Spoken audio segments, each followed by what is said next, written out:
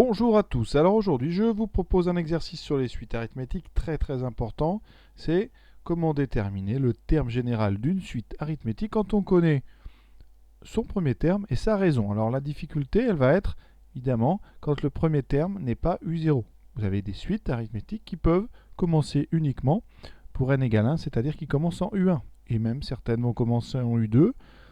Et une suite peut commencer finalement à un terme qui n'est pas un indice qui est forcément 0, 1, 2 ou 3. Dans les exercices de première, bien sûr, en général, ça sera toujours U0 ou U1. Mais ici, ça va être l'occasion comme ça de voir un petit peu quelques cas. Premier exemple avec un premier terme U0 qui vaut 11 et la raison qui vaut 2. Donc on va écrire U0 égale 11, la raison R vaut 2. Alors U0 vaut 11, ça veut dire que vous avez une suite qui est définie pour tout entier naturel. Donc pas de problème ici. La relation de récurrence, donc, elle est donnée ici en bas à gauche. Ça sera donc un plus 1 égale un plus 2, puisque la raison c'est 2. Et pour compléter, pour que la relation de récurrence soit parfaite, il faut mettre une accolade et ici mettre le premier terme.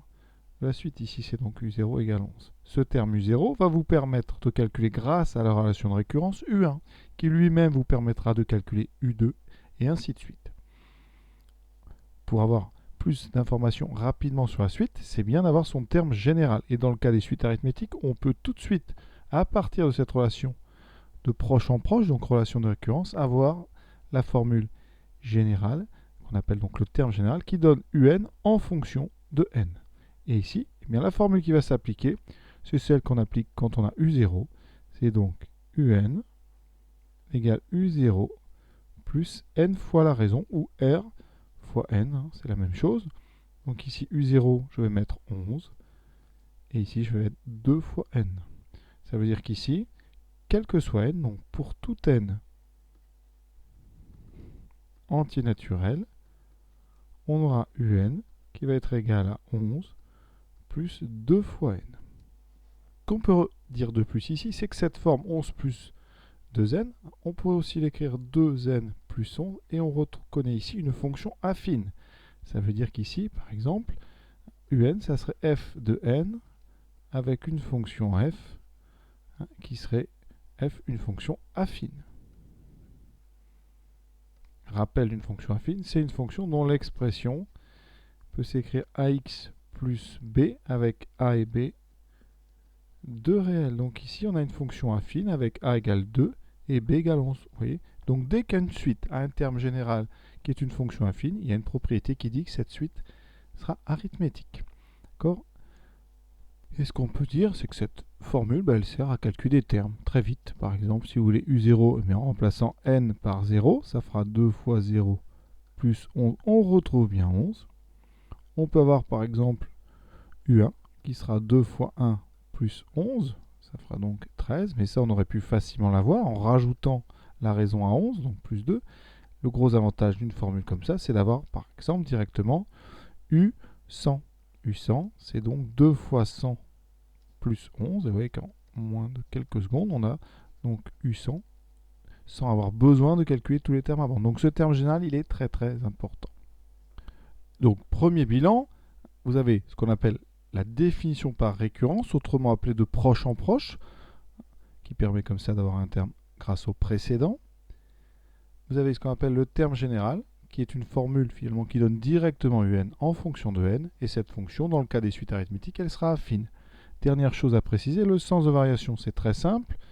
Donc, sens de variation, ça dépend uniquement de la raison et du signe de cette raison. Donc ici, la raison R est positive strictement parce que c'est 2.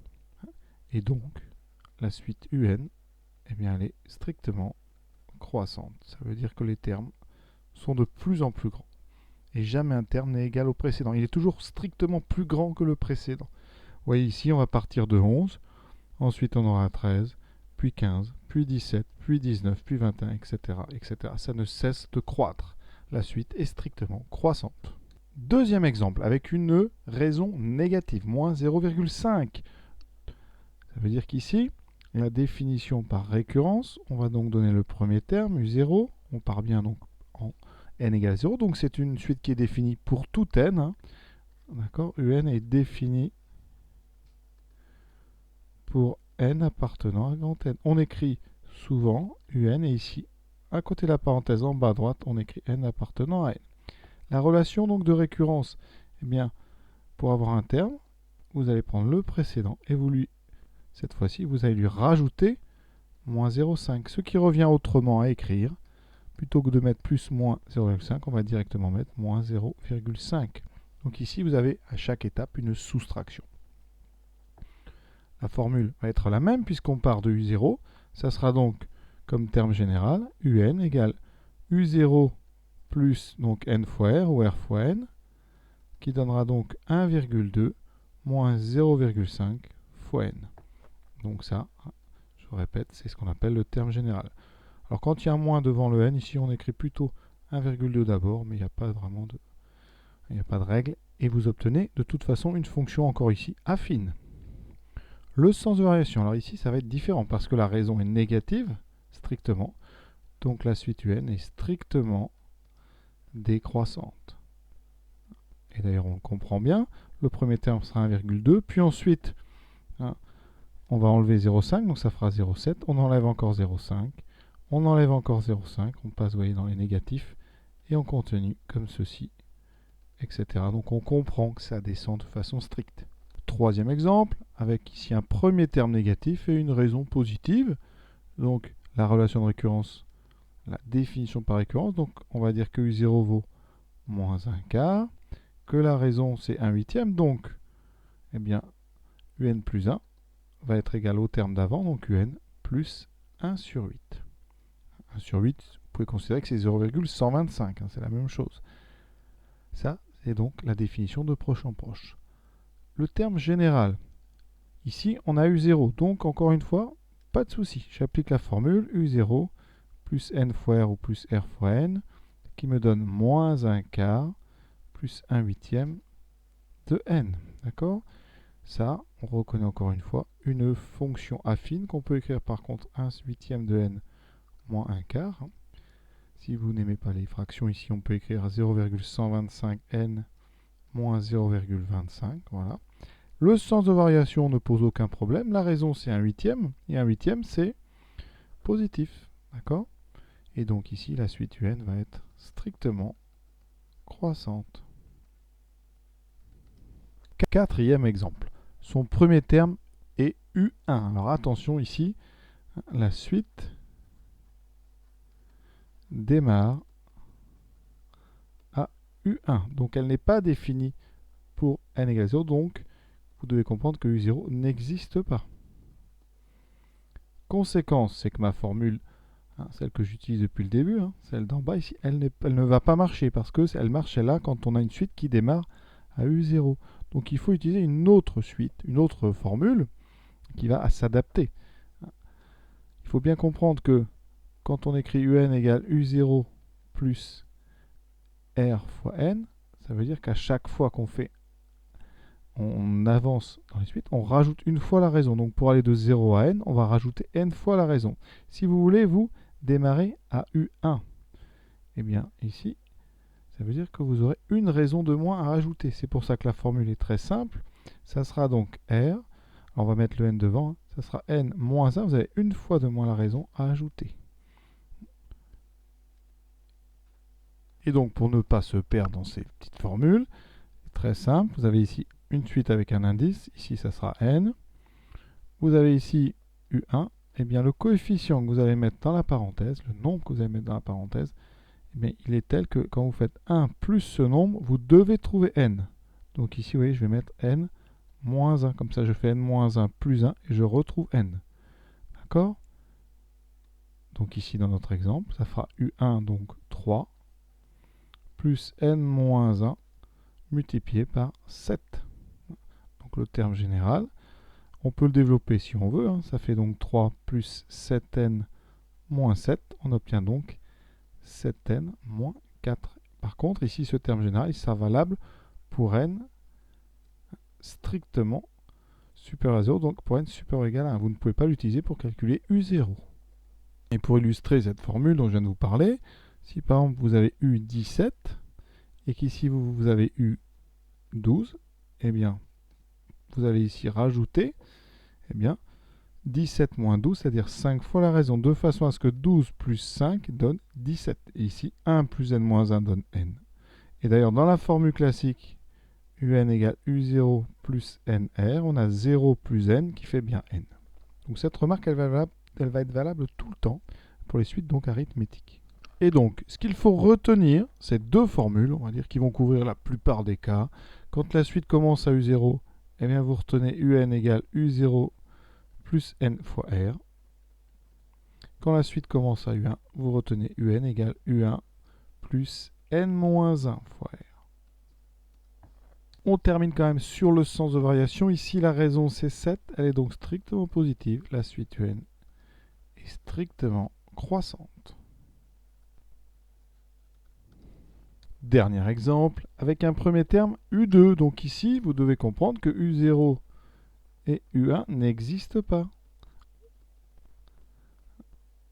Donc la suite commence à U2, puis U3, etc. Ici, eh bien, il va falloir adapter la formule. Alors la formule de récurrence, elle, ça va être exactement comme d'habitude. Vous mettez UN plus 1 égale UN plus la raison. Ici, la raison, c'est 7 tiers. Par contre, ici à côté, on va préciser U2 égale moins 4. Alors tout à l'heure, je ne l'ai pas dit, mais quand on écrit la relation de récurrence ici, on doit écrire à cet endroit pour n, et on indique ici les valeurs concernées par cette relation de récurrence. Donc ici, ça va être pour, évidemment, n. Alors on va pas mettre à partir, on va être mieux, on va mettre n supérieur ou égal à 2. Comme ça, on sait qu'on ne peut pas remplacer n ni par 0, ni par 1. Alors le terme général, ici, on a vu une formule pour U0, une formule pour U1, donc on va adapter. Quand on a une formule qui doit commencer par U2, une suite qui commence par U2. Ici, il faudra faire attention, je vous ai dit. Là, on va mettre un nombre de façon à ce que la somme de ce nombre plus 2 doit faire n. Donc, on met n moins 2. Et c'est tout. Hein. Vous voyez, c'est très simple. Donc, dans notre exercice, ça fera moins 4 plus n moins 2 fois 7 tiers. Alors, après, on développe ou pas. Hein, mais ça donne donc le terme général. Ici, moins 4 plus 7 tiers de n moins 2 fois 7 tiers, c'est donc moins 14 tiers.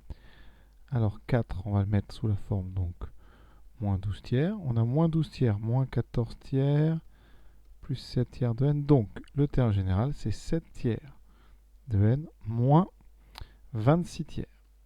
Et vous pouvez vérifier, si je remplace n par 2, eh bien je dois retrouver moins 4. Donc ici, ça fera donc 14 moins 26. Moins 12 divisé par 3, ça fait bien moins 4. Donc voilà le terme général. On obtient encore une fois une forme affine. Qui, on a dit, les suites arithmétiques donnent des termes généraux affines. Et le sens de variation, il n'y a pas grand-chose à dire ici. C'est 7 tiers, c'est positif. Donc UN est strictement croissante.